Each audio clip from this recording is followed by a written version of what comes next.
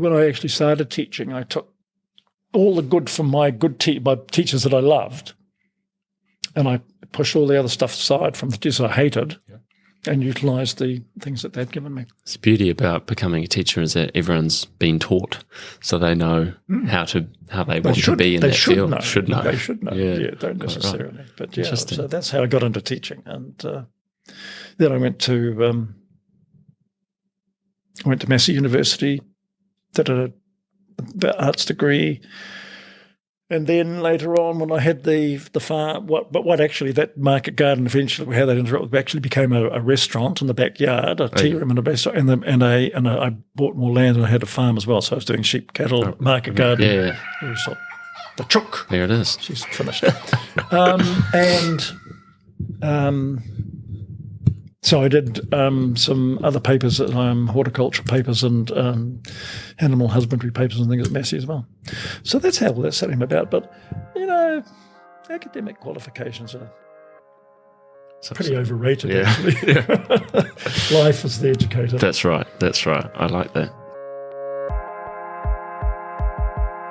Home Audio Entertainment. 9016 Radio. The show for artists of all kinds. Sit down and relax. Enjoy the music. Okay, your turn. Very goodly. Right, you don't need anything else? You're quite comfortable? I'm fine. Brilliant. Absolutely fine. Sounds good. Yeah. Thank you for coming along.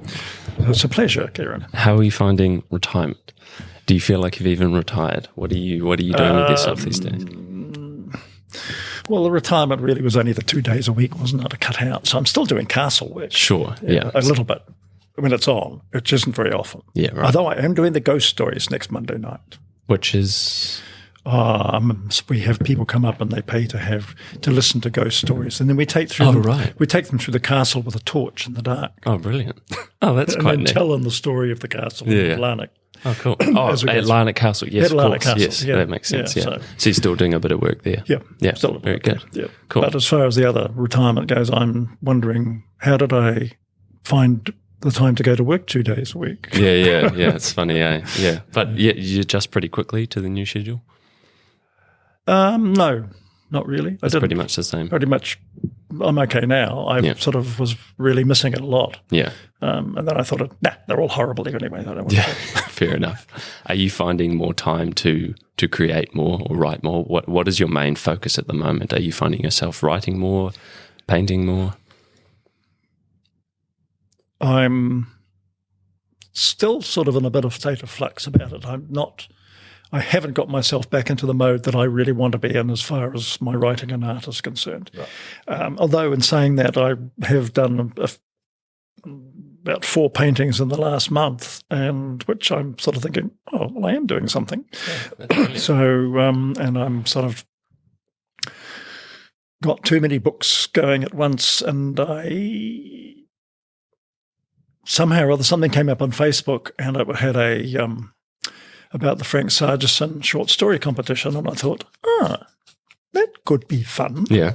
So I've just about finished a short story for that, which is due to be sent out at the end of June. Brilliant. And so that's in the midst of you writing another novel at the same time? It's in the midst of me writing 2 other novels and another short story book. All right. So how do you... But no poetry at the moment. No poetry, okay. Interesting. Any reason for that? Nothing too much dramatic going on, I think. Yeah, fair enough. Sometimes I think you find I always found with my poetry over the years that usually your state of mind with me anyway, needed something sort of dramatic, or not dramatic, no, but something sort of that stimulated that particular side of my brain, if you like to put it that way. Yeah. So it was, but there's nothing. Maybe it's a factor of I'm concentrating on other areas. And the poetry was my original writing area. Sure. That's where it all began. Yeah, that's when it began. And then I sort of branched out into some short stories, but it was just sort of on the periphery. And then those short stories actually eventually became the characters of my first novel. So, and then that's just carried on with the novels. But the poetry, a couple of years ago, I brought out another little book. Then I sort of brought out a short story book, and sort of it's about 150 odd pages of fiction. There's quite a lot in that. It's actually, it's a good book. It's tend to write, whether it be poetry, which has always evolved around life sort of things going on. That's the same with me with my writing, and particularly the short stories. They're generally based on things that have happened around me or I've seen or whatever else. So it's, it's really relevant at the time. Very relevant at the time, yeah. You've got your fingers in quite a few areas of the art world. Do you find that you're consistently attacking all of those things at once, or like at the moment you're not doing poetry so much? Do you find yourself will eventually come back to that at points, or you'll be painting for a bit and then you'll be away from that and then you're writing and then you're away from that and then you're back to poetry? Or do you find you sort of are able to tackle all things at once? That's a good question. I think I'm able to tackle all things at once if I put the mind to it. Right. I think probably the last year, cough. Yeah, right.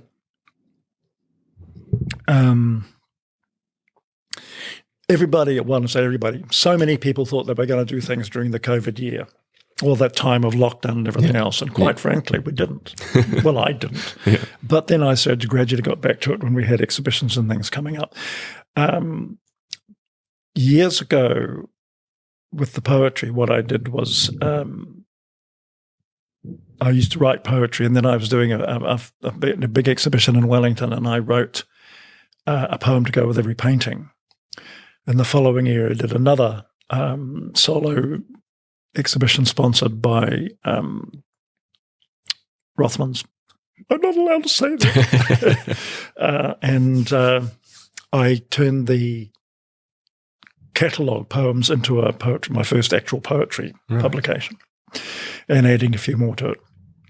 And then it just went on from there. So, I think that sometimes it is an interesting question towards the end of your list there that I had a quick peek at, which sort of is an interesting one. But you're welcome to jump ahead if you want. It's been let's put it this way, it's been an interesting journey through all the different areas of art and what have you. And you're talking about, can I combine all these things? I can combine the society with the OAS, with my writing, and with dealing with people, with editing books for other people, and then trying to fit in general life and around it. So it's really quite a challenge sometimes. Yeah, right. But also gratifying, I suppose, in a way too, when you can. Gratifying when it comes together. Yeah. Extraordinarily frustrating when it's not. Absolutely. And I think probably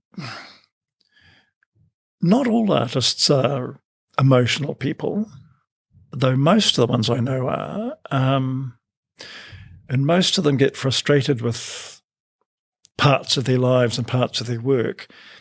The ones that don't, I really admire them. Right.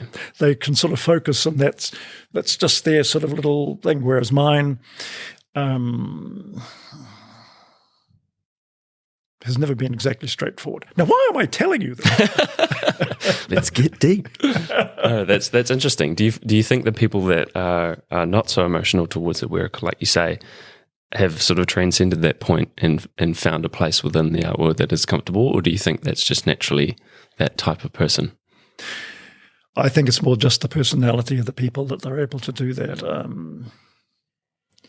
I think the thing that people keep saying, I think probably my work in the art side of things is so varied now, whereas in the past it was very structured. In other words, I would set a task at the beginning of a year for an exhibition, and I'd set it all out, what I was going to paint, almost to the size and shape and texture and everything else. And then I would do it right through the year and then exhibit it. Now, I guess just because there's been many periods of time where the art and everything has disappeared. There's been nothing. Right. And I think that's probably common to a lot of artists.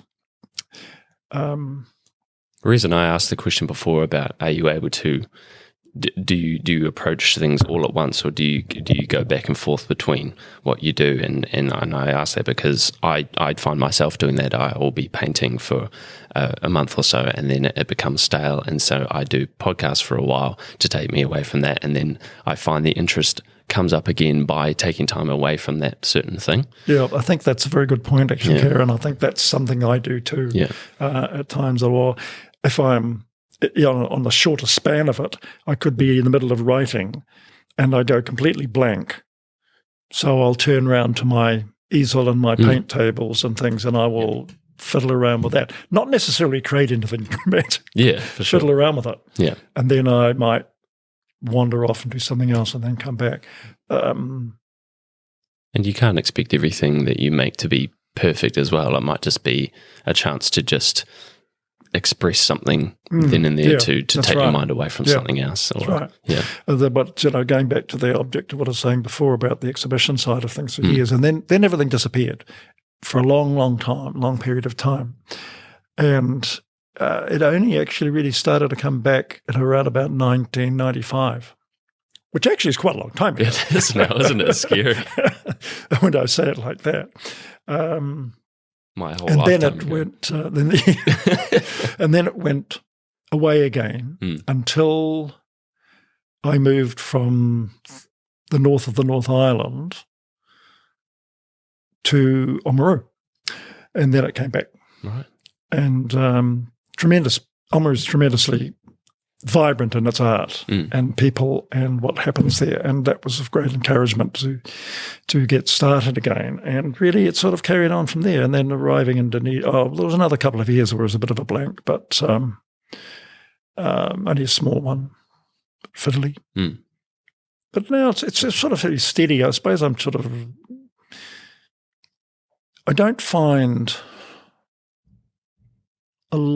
find that Dunedin and the people I'm associated with great to be with and great to be, stimulating and encouraging, and we sort of work with each other and things. But I'm not sure where I'm going with it. Right. In the end, I went through a thought the other morning, and I was thinking, maybe I won't do it anymore. Maybe 12 months from now, I'll do something else. What that would be, I have no idea. Knows. But, I don't know. It's been an up and down journey. I guess I get frustrated when I can't express myself. And I'm not satisfied at the moment with my, I'll use the word concentration. I'm not focusing enough. And that's where I've got to, I think, step away from some of the things that I do. And if I want to carry on and really generate my writing and my art back to where I'd like it to be, I have to cut off other parts of I would agree with that. I mean, as busy, it sounds like you live a very busy lifestyle, which doesn't always coincide with making good art or art that you think is worthwhile. Yeah. And I've recently can relate to that, just in the sense that I have to work full time to sustain my lifestyle. But you're only working 4 days a week now. But still, it's still not enough. It's still 4 days a week. Exactly. And when my 3 days off roll around, usually one of those days is dedicated to just relaxing, and then the other 2 are dedicated to trying to get things done. And I still find those 2 days are just not nearly enough time for me to do what I want to be able to do. That's exactly right. And I think that the fact of I go back a long way, and I was teaching I was teaching art and physical education. Now everybody picked, well, really? And music. And what I did was I decided that because my exhibitions that I was selling and being recognised, I don't know, that sounds a bit poncy and egotistical, but it's not meant that way. It's everything about the art. Sounds pretentious. Yeah. I gave up teaching and I moved from Wellington up to the Wairarapa and to be a full-time artist. And that worked for a while, definitely, but other things crossed over and changed it, and I changed it, and I allowed people to change it. And then that was then it went into one of these periods of probably 15 years of nothing, no writing and no art. Interesting. That's a long time. It's a long time. And it's in the number of times I attempted to get back to it, I came up against a lot of barriers of other people's attitudes. And why do you want to do that? You can do that some other time. Or is it that important? So therefore, to me, those were negative vibes, negative forces coming in around me, and they really pushed a lot of my creativity out the door. Right. What was, quote unquote, a full-time artist like? What is the honestly, you're the first person I've talked to that has ever been in that position. Most artists that I've talked to are my age and have other things that fulfill them, or fill up the week with. What is the routine? What is the networking in being a full-time artist? How are you sustaining a lifestyle being a full-time artist? It's a question I've always wanted to know. Are you exhibiting every? I set up a little gallery. I was also potting as well. Painting every day, potting every day. But there was another side to it, which was actually a market garden. Now that might sound a bit odd, but it actually was extraordinarily creative, and particularly there would be a period of time in the day that I would spend working on the gardens. They were mostly huge glass houses, and even the fact of rotary hoeing was extremely interesting, because so many things went through your mind, so many poems, so many things that you wanted to do, and planning things. So that was really good. That was part of it, right? And that helped with the income a bit. Okay. So it was sort of it was in a way saying I was there painting full time. I was devoted so many hours to painting and potting a day, and so many hours to the other part of life. Right. So it was done in chunks. Later on, there was one of the times in Oamaru, for example, I I was working on my first novels, and I sold a business that we'd had, and I decided I was going to write full time. Now, how does one do this? That's my question. Where does it start? So in the morning, I had a brilliant office, and I had a brilliant little good studio next to the office in the house. And I got up, did the normal things like had a cup of coffee, shower, blah, blah, blah, all the things that you do. Got dressed in not too untidy clothes, sort of reasonably as if I was going to work type clothes. Yeah. And I went into my office, and I would write and work on my writing until what we would term time to have a cup of tea or a short break. Short break, go back to lunchtime, have lunch, sort of half hour, got an hour break, then go back again till sort of mid to late afternoon, 4 o'clock, and that was the end of the day. And that went on for, I did that probably for nearly a year, which is quite a long time. Of course, there's some days, you went out to the shopping or you did something else, you took a bit of a break. You've got the freedom you there took too. a little bit of weekend, if you can call it that. May not have been Saturday and Sunday, but there was a weekend involved or a day anyway off and doing other things. So you didn't lock yourself into just one room and never see anybody. And that was a fairly enriching period of time.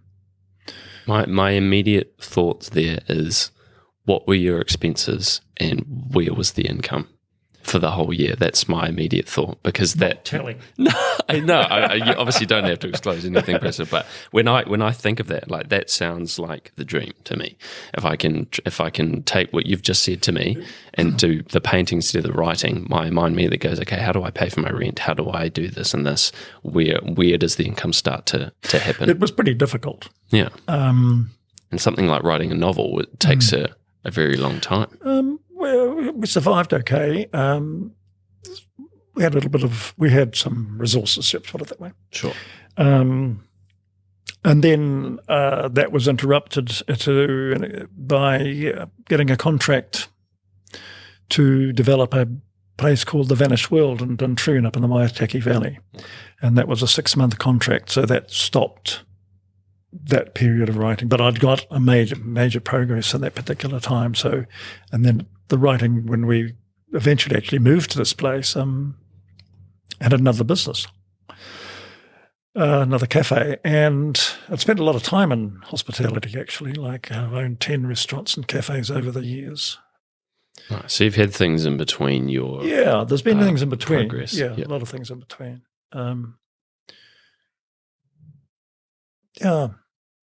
I guess goes back to what I said. It's been an interesting journey. Sounds like it. with lots of different. I feel like aspects every time I talk to you, there's some new part of your life that springs up. Yeah, a lot of people seem to be very surprised about what I fitted into my time.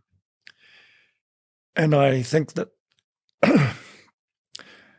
I guess there's been times when I've been bored, depressed, wondering where the hell it's going and why I'm doing it and why I'm not doing something else. In fact, I go right back to when I was really young, and I was a student at university and at teachers' college. I had no idea I was ever going to be an artist. I didn't think I had anything, although having sort of been taught by some extremely fine artists and fine teachers, apart from pottery, which I seem to do quite well, I didn't have any see the inclination that I had any other talent in that area. Mind you, people may argue now that I've got no talent at all in this area. But, however, that's another story. So what I did was this particular lecturer, her name was Dawn Percy, and she was a most unusual lady, wildly enthusiastic about art and teaching and things. And one of the first exercises we had to do, she gave us a magnifying glass and a flower. And I'd never drawn a thing like this in my life. And I drew it perfectly. And I'm thinking, what? Oh, that's quite good. Oh, that's quite nice. Okay, fine, done that. Yeah. And then the next one was to do what she termed a roller print, which was using ink, rollers, edge printing, bits of cardboard, blah, blah, blah. And anyway, so I did mine and didn't think any more about it. Oh, that's okay. That'll be right. And so we did the critique the next week, and she was holding up bits of painting and asking the students what they thought of different works. And she held up this particular piece, which was sort of completely different from everybody else's. And it was sort of in totally different colours from everybody else's. And everybody goes, that's amazing. Oh, whose is that? And she said, it's Roger's. And Roger went, crap. I'm in it now. I said, no, that's not. She said, yes, it's yours. It's got your name on the back of it. Clue. So that's really when I sort of felt maybe I can do this. So then I started to proceed to buy art equipment and paint and brushes and stuff and fiddled around. So you had immediate validation from the get-go. Yeah. I think that's what it was. It was actually said, yes, you can do this. So I thought, well, why not? Because I enjoyed doing it. I'd had teachers in the past. I don't know whether some people may know Garth Tapper, who's was an extremely fine New Zealand artist, and he was an actor at Elam in Auckland, and having taught me pottery, but I was not successful with anything else. Right. And several other teachers at high school. But it wasn't my thing at all. So over the last many years, it's sort of developed. And I think going back to one of the other questions we were talking about before, maybe I'll give it up. Really, I think that's probably a load of rubbish. I probably never will. But I'm really, to me, these days, there's an exhibition coming up. I guess I better do something for it. Yeah. Which is sort of like... That attitude is... It's not a bad attitude. It's just well, it's not a lazy attitude either. It's sort of, well, I'm involved in this, so therefore, There's an obligation. yeah, maybe that's it, an obligation. You know, I'm involved as the chairman for the last, I think it's 10 years of the Open Arts, the Peninsula Art Group, and I never thought I'd get involved with something quite like that. But it's been good. They're good people. They're a tremendous bunch of people, actually. The committee that I work with, and also the artists. Community aspect would It's a be what's most community appealing. aspect of it, I think. Because I think that's right, Kieran. It's like don't find it inspiring on the creative side so much, but I find it very worthwhile to be with these people and communicate with them, and they communicate with me. We have a good feeling about things. I guess I'd like to feel that, well, eventually that's got to come to an end. When it will, I don't know. But I would still feel that I've want to develop my art, but I don't find I've got something's missing at the moment. Let me put it that way. That's all. I mean, I'm working on some other art. I've just done something that I thought was okay. I got involved with the Otago Art Society. When I say involved, I became a member of it after many years of people nagging at me. And I think that's been good. I enjoy the people there. I enjoy seeing my work exhibiting there. I enjoy seeing people buying it. Absolutely. That's what any artist would like. Yeah. No, I think it's good. I think when you can be part of a group that speaks about art as a whole as opposed to individual aspects of art, I find more inspiring and more, actually make some sense out of it when you talk about it broadly, in the sense that, what can be achieved with art and what art itself, what makes for good art and bad art, as opposed to what could make this painting better or worse, is a lot more helpful, because you can relate someone else's thought process to their work, to your own, and you can immediately translate what is being said. Does that make sense? Yeah. Well, that's an interesting point, because going back to my old friend Dawn, who unfortunately isn't with us anymore, one of the things you used to say was, are you satisfied with your work? Not what other people may think of the work. And I've had, through the years, over many, many years, I've had people criticize my work and my writing, and that's fine. Nothing wrong with constructive criticism. I do not like people being negative about things. Naturally. But people have said to me, oh, well, how do you feel about people criticizing your work or criticizing your poetry or criticizing your novels or whatever? I said, I don't care. It doesn't worry me what they think, because you can't like everything. You can't like everybody's art. You can't like everybody's music. You can't tell people that you should like Beethoven, he's wonderful. Well, I think he is, but you don't have to. I like a huge variety of music.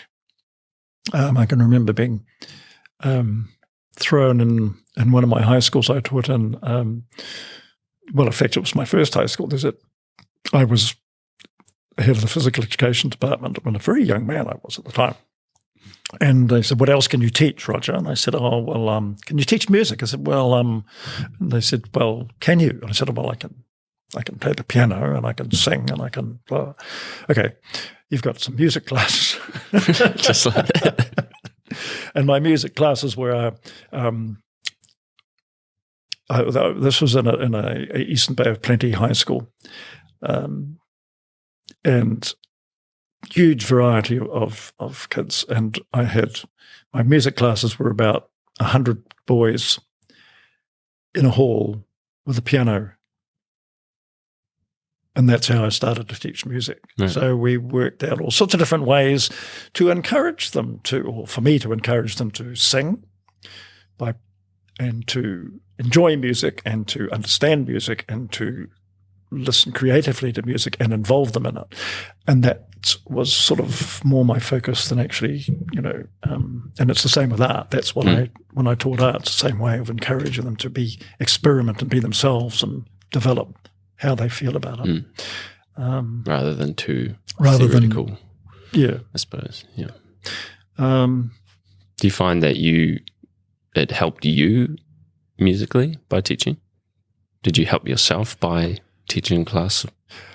Yeah. Oh, well, yeah, I definitely think so. I think I enjoyed my years as a teacher. Had a lot of fun. And I've spent a lot of time with kids. I was one of these strange teachers that would arrive at 7 o'clock in the morning and leave at 5:30. And I would coach sport, which of course was my job, being a physical education teacher. I was supposed to do that. I enjoyed the company of them, and I still enjoy the company of all sorts of people and age groups and everything else. It's quite a rewarding job. Yeah, it is. And certainly don't regret it. In fact, regret is a strange word, because if you regret something, really it's a waste of time, because it's past and it's gone, and move on from it and move into something else more positive again. It's not that easy, of course, sometimes. Yeah. But, you look back at life and think, I should have done that, but I didn't. Yeah. Or I should have taken that path, and I didn't.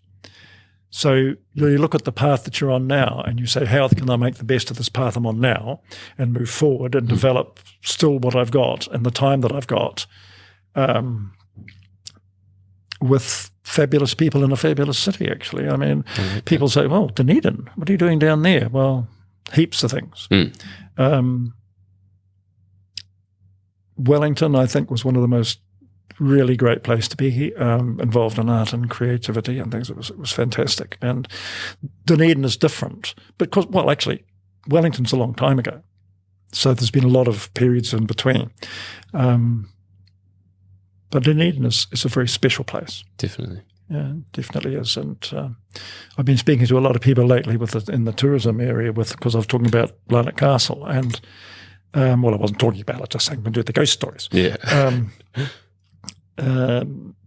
Who've been down here visiting from other parts of New Zealand and have really blown away by what we have here and the people and in South Island. They've never been here. And I have to confess, until I actually moved to Oamaru, I'd never been to Dunedin.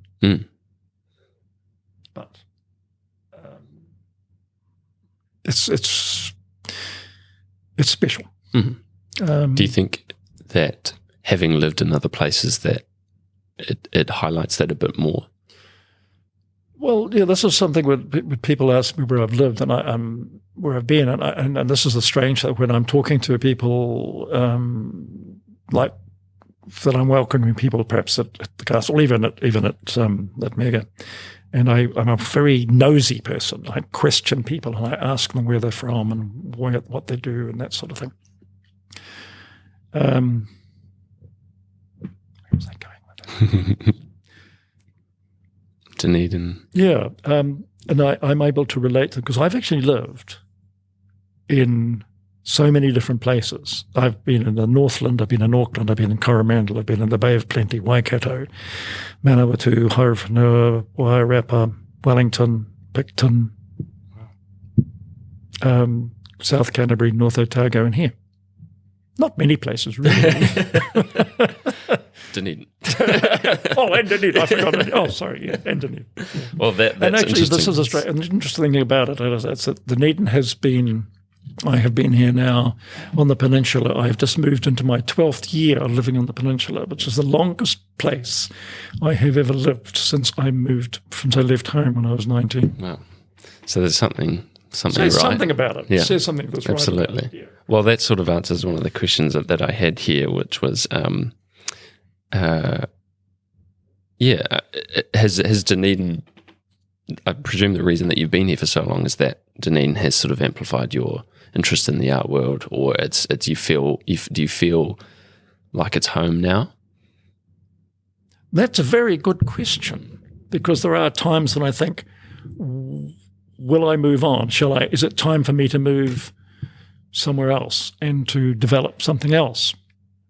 And then I sit back and I think, I've got far too many friends, far too many interests.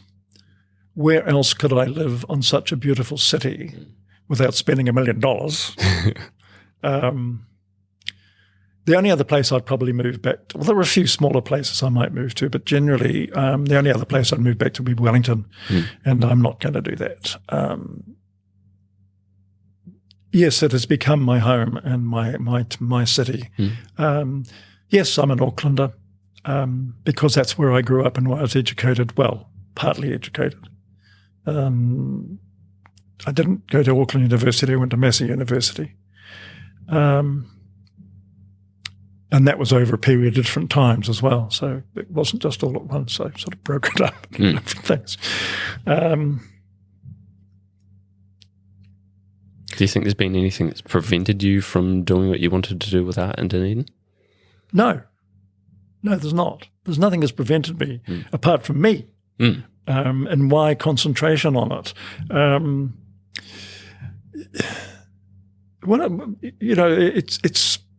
It's not just the art in Dunedin and all the feeling of it, of this community and the literary side of it as well. It's a very good literary city, although I don't get involved with that particularly. I know it's there and I know a lot of people in it and fabulous people, energetic people with vision.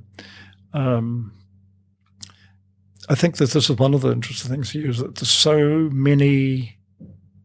there are an awful lot of people involved in art and literature here. It's quite amazing. I think that the people overall, I mean, people say, oh, you worked at Mitre 10. I said, yeah. I said, well, how did you find that? I actually found it an amazing experience, having been in business in my own businesses for many, many, many years and never really worked for anybody else for something like, oh, God, I hate to tell you that. I won't tell you that. It's a long time. X amount. Yeah, and working with other people. And I also worked at Guthrie Barham's. But these are creative areas that I worked in. So people say creative in a DIY shop. Yeah, it's extremely creative, actually. And the people, the customers and the staff, I found have become extremely important to me as people and friends. Not all of them, of course. I mean, there's a guy, this bloke works in the paint department. Never mind. What's his name again?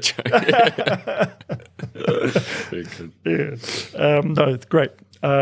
So overall, I mean, the experience of being here, I think it's something that's always been in my mind ever since I was very young. I met a Scottish mother and grew up with a Scottish grandfather and a very broad Glaswegian accents and everything else. And I think that one of the things, because Dunedin to me was a Scottish city, and we had an awful lot of things to do with Scottish heritage.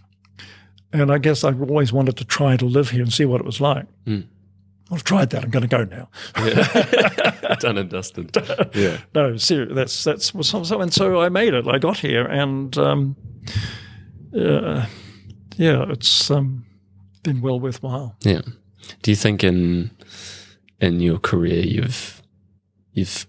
I guess before I ask this, did you have any aspirations with your art and your writing? Was there an end goal, or is it just sort of been ever evolving?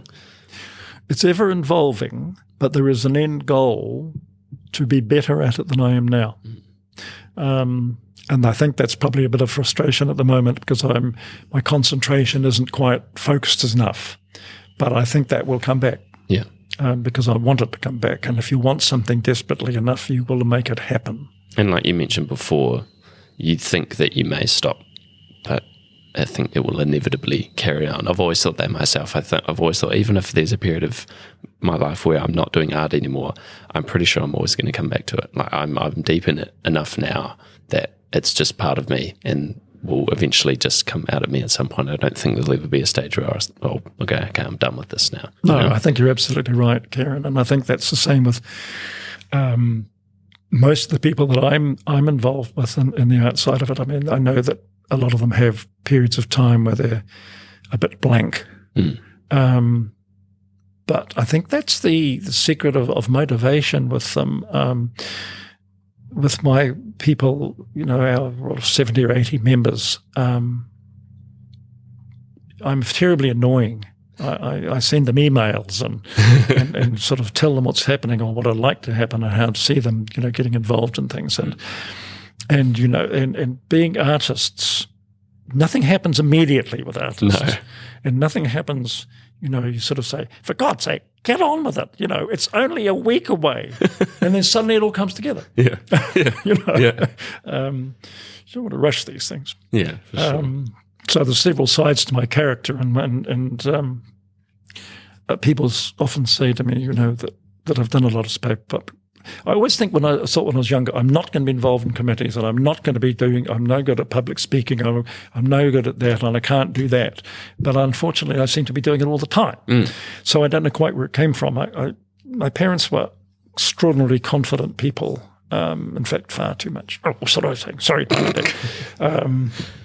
Well, I never thought I would be good at doing this, and I'm surprising myself you're with the conversations that I have. Excellent at it, actually. I think it's something that you should pursue, but not at the destruction of other parts of what you're doing when you're art. Yeah, exactly. Well, that's what I'm trying to fit it's it. trying to fit things together, a bit like a jigsaw puzzle, of which is the best part to put in at the right time. That's right. And when you get that right, when you get your formula right for your life, it becomes extremely fun and interesting and driving forward. And I think that in the periods of time when I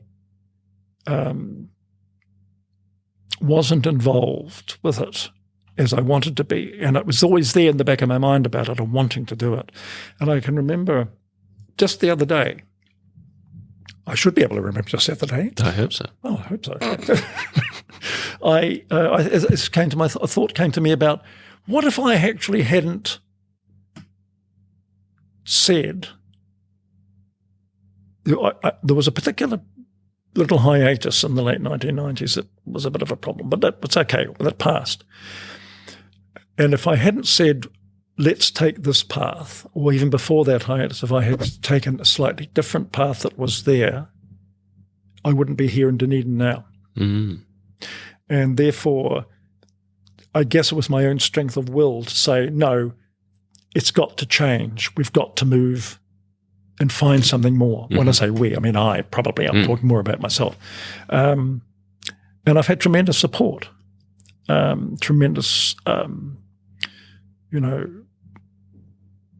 basically tremendous support from Betty. I've always said I'm not the easiest person in the world to live with, but she's done pretty well. Well, I mean, support is what anyone could ask for, right? Yeah, all that anyone could ask It's support rather than, sort of we were talking about when we were painting this a few minutes, half an hour ago, actually, 40 minutes ago. And it was like,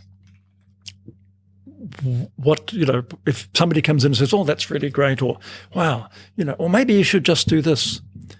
And I know a number of artists who, and I've done it myself, people have said, don't touch that, or what about just doing that? And the don't touch it is the best remark. Yeah. Or no comment at all. Yeah. Whether they like what you've done or don't like it is irrelevant. But encouragement and understanding of what you're trying to do is one of the most important things of all. Absolutely.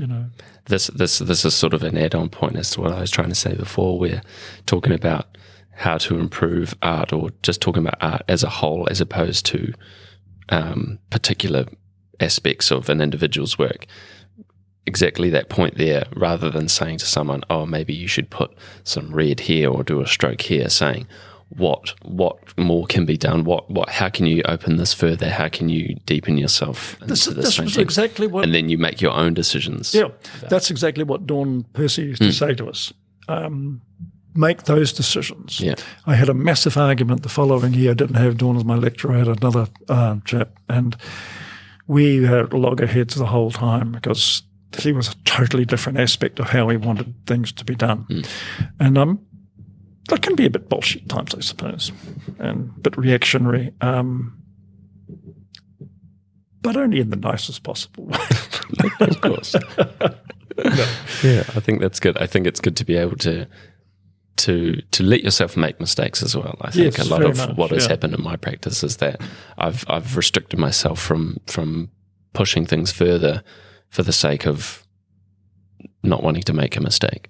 And Yeah. I think it's just important to make 10 mistakes to end up with one good result than it Yeah. is to make continuously subpar One of the results. good parts about what we do, Karen, is that we can change it. Mm. You know, the mistake is there, but you can change that mistake.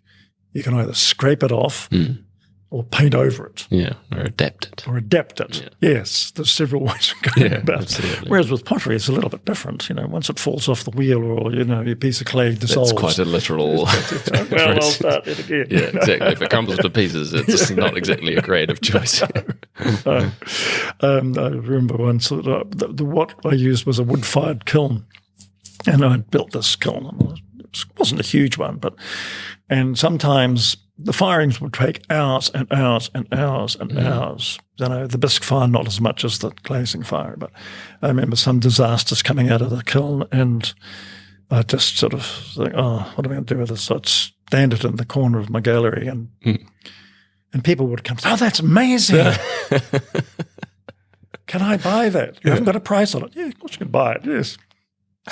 And so that's all in the eye of the beholder, isn't it? What some absolutely. people like, other people won't like, and it doesn't matter. That's right. That's Doesn't right. matter. And it's like, you know, so if somebody doesn't like your work, never get upset about it. No.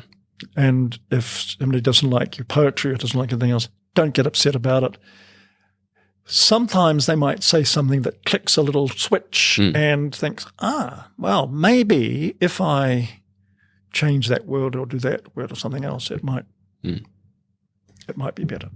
And On the contrary to that, I've actually encouraged people to tell me if they didn't like something of mine, or there's been too much of this lovey-dovey attitude I feel with art and the people that are in my circle. And they say, oh, it's fantastic. Oh, I love what you do. It's all great. And then there's some pieces that I know aren't my best work, and people will still say, oh, it's fantastic. I love it. And I say, actually, I would much rather someone say to me, this is not your best well, work. there's a difference between encouragement and patronism, isn't there? That's right. Yeah, that's true. And that's the thing. That's, you know, and when I say don't worry about people criticizing you, but what you've brought up is a very valid point. In a way, it's not useful to have somebody saying all the time, wow, that's an amazing piece of work. I had a funny incident there. Well, not funny, but this particular painting I've just done, and it's going to be exhibited in the OAS annual exhibition. And I brought it in, and it was in a plastic bag, which I'd stolen from Anne, and have to give it back. And it was just lying against the wall, and Joan, behind the counter, looked over and said, oh, Roger, you've done a landscape. And I said, yeah. And I thought, that's interesting. How did she know that was a landscape?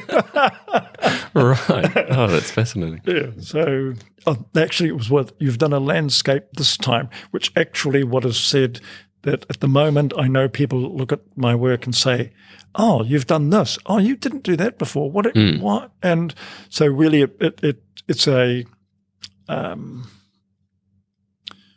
an indictment might be of lack of a lack of direction.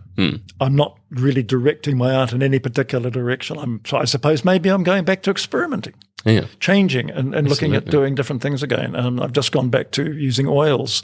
I haven't touched my oils for probably 3 years or more. And it's just so fantastic to feel the oil movement rather than the drying movement or lack of movement in acrylics or watercolors and things like that. So. Yes, I do love your oil paintings. And I was quite surprised to see, I hadn't actually, the first time that I'd seen your work was those oil paintings of yours. And the one of the exhibitions we had been both in recently must have been the Almost an Island.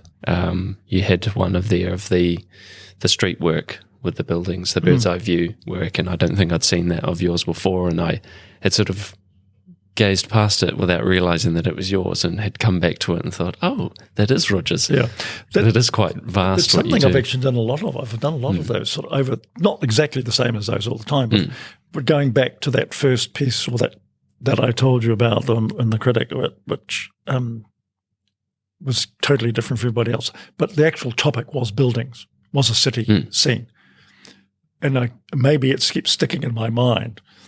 I like doing those. I mean, it could be something like that. Yeah. Well, it's that same concept you've obviously got in your mind when you go to that. It could be something to do with the paints as well, because like you say, there's a different way that the paint moves. The types of works that you do with the oils are quite different in comparison to what you're doing with acrylics. So it could just be the way that Quite a lot of them, some of those ones actually were also done with an ink pen. Oh, right. Yeah, that makes sense. Yeah, just sort of the detail parts. Yeah. I found it easier than using a brush. Yeah, definitely. Yeah, I've definitely been frustrated with little tedious lines, especially with oil paints and things that comes right. Yeah, that's right. Yeah, very good. Oh well, Roger, look, I don't want to take up too much of your time. I know you got places to be. This was quite eye opening. I thoroughly enjoyed having this conversation with you. That's really been appreciate great. you coming Really here. Just to finish it all off, is there anything that you've got? I know it's as corny as it sounds. Do you have advice for people, young and emerging artists? If there's anything that you think you could say to someone that is trying to make it in the art world, what would you say in your experience has helped you, or what to avoid? Yeah, I read that question and I thought that's a very difficult one. I think probably I don't mean to put you on the spot. be yourself. Don't be put off by working towards your goals of what you want to do. It's a hard one. I think it's so much harder these days to become a professional artist or become an artist that can rely on their art to live than it was back when I was younger. But it can be done, but it takes a lot of hard work. To me, there seems to be so many more people becoming creative. But just learn, look, do what you want to do, experiment, all sorts of different things. It's a really hard question, that one, because you look back at your own experiences and you think, what did I do and why did I do it? And how did I get to that point? And really the only person that can get to that point is yourself. And the encouragement of other people. I mean, going back into the dim darks, there were a huge number of young artists and people with exceptional talent were told, you can't do that, you can't live like that, get a decent job.